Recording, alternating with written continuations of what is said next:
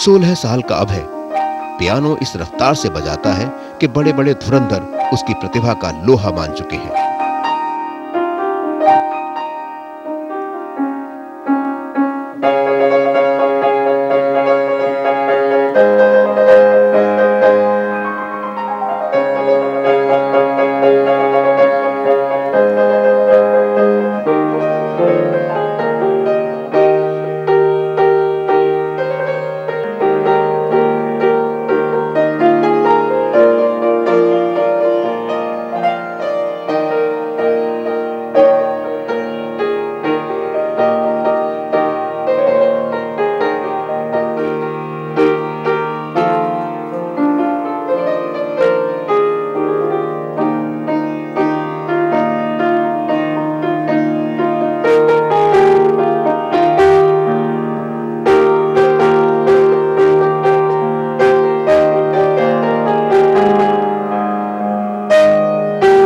इस कारनामे पर उसके घर वालों को भी फख्र है।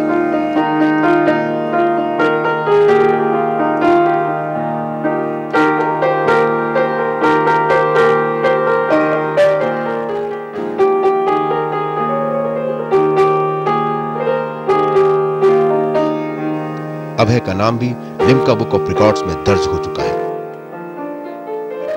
हर बच्चा अपने आप में ईश्वरी देन है और अनमोल है। बच्चों की सहजता और सरलता हमें हमेशा ही आकर्षित करती रहती है।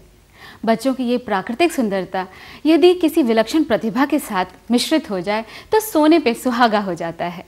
आइए हम आपसे मिलवाते हैं एक ऐसे ही विलक्षण प्रतिभा के धनी बच्चे से जिनका नाम है अभय गोयल जी।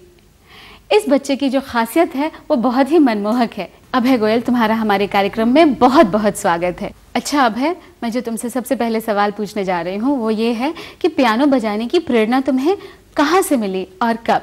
पियानो बजाने की प्रेरणा मुझे अपने दादाजी से मिली थी। सबसे पहले उन्होंने मुझे ओम जय जगदीश की 4 लाइनें सिखाई और मुझे अगले दिन बजाने को कहा और फिर उन्होंने मुझे 4 और लाइनें सिखाई और 8 लाइनों को जोड़ने को कहा था।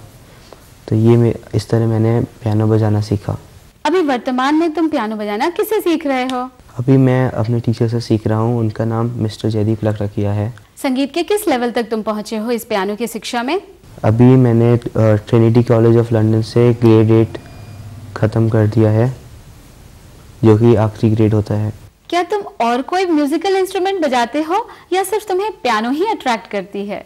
इंस्ट्रूमेंट्स तो सभी अच्छे होते हैं मगर मुझे इस पियानो ने ज़्यादा अट्रैक्ट किया है। मुझे इसकी आवाज़ बहुत पसंद है।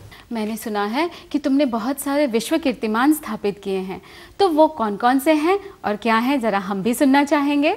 2007 में मेरा नाम लिम्का बुक ऑफ रिकॉर्ड्स में आया था। 2004 में मेरा नाम भोगा म्यूजिक अवार्ड्स में रनर्स अप आया था। 2005 में मैंने राष्ट्रपति भवन में प्ले किया था डॉक्टर APJ अब्दुल कलाम के सामने। और 2010 में मैंने ट्रिनिटी कॉलेज ऑफ लंदन से ग्रेड 7 टॉप किया था पूरे नॉर्थ इंडिया में। अच्छा, तुम्हें पियानो बजाना इतना पसंद है तो ये बताओ, मैंने सुना है जैसे तुमने मुझे बताया कि तुम्हारे दादाजी ने तुम्हें प्राथमिक शिक्षा दी इस क्षेत्र में, तो अब दादाजी के बाद तुम्हारे और कोई ऐसे पियानिस्ट हैं जो तुम्हारे आदर्श हैं? मैं अपना आदर्श रिचर्ड क्लेडेमैन को मानता हूँ। मुझे उनकी सिम्फनीज़ बहुत पसंद है। मैं उनकी सिम्फनीज़ को मास्टर करना चाहता हूँ।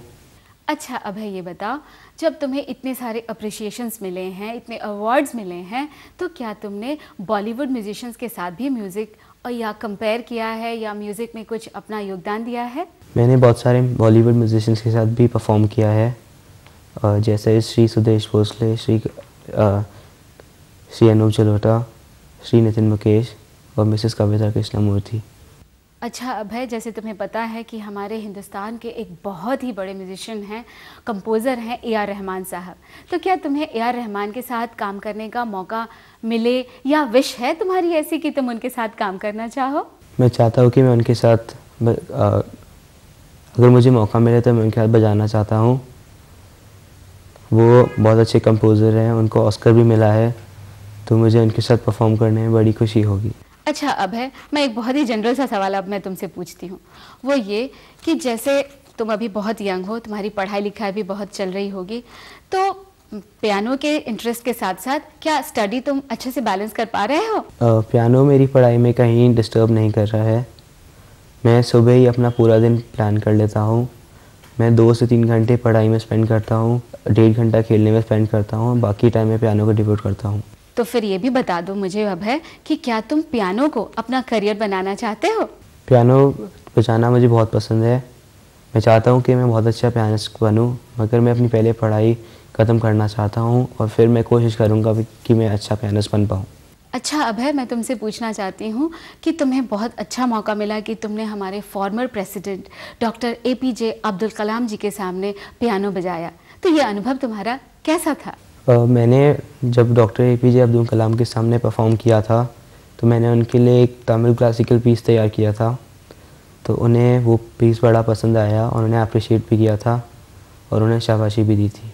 अच्छा अभय, मैं तुम्हारी खुशियों को अपने दर्शकों तक पहुंचाना चाहती हूँ। मैंने सुना है कि तुमने तिहाड़ जेल के कैदियों के सामने भी पियानो बजाया, तो ये अनुभव कैसा लगा तुम्हें? मैंने तिहाड़ जेल में कैदियों के सामने परफॉर्म किया था। वो होली के त्यौहार पे परफॉर्म किया था और जब मैंने प्ले करा था तो उन्हें बड़ी खुशी हुई थी और मैं चाहता हूँ कि मुझे ऐसी चांस आगे भी मिले। अभय, तुम हमारे इस कार्यक्रम में शामिल हुए, बहुत खुशी हुई, तहे दिल से मैं बहुत खुश हूँ और बहुत बहुत तुम्हारा शुक्रिया अदा करना चाहती हूँ कि तुम हमारे इस कार्यक्रम में शामिल हुए।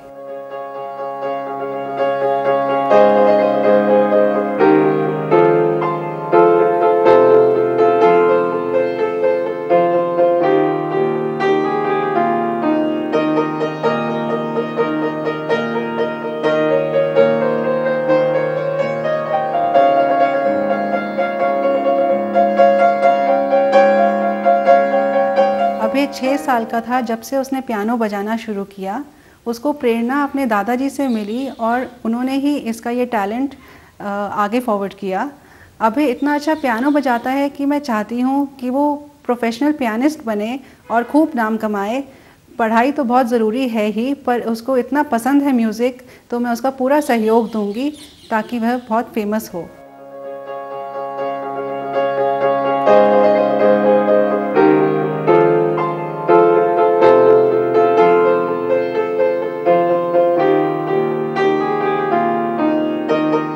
अभय बहुत जगह परफॉर्म करता है।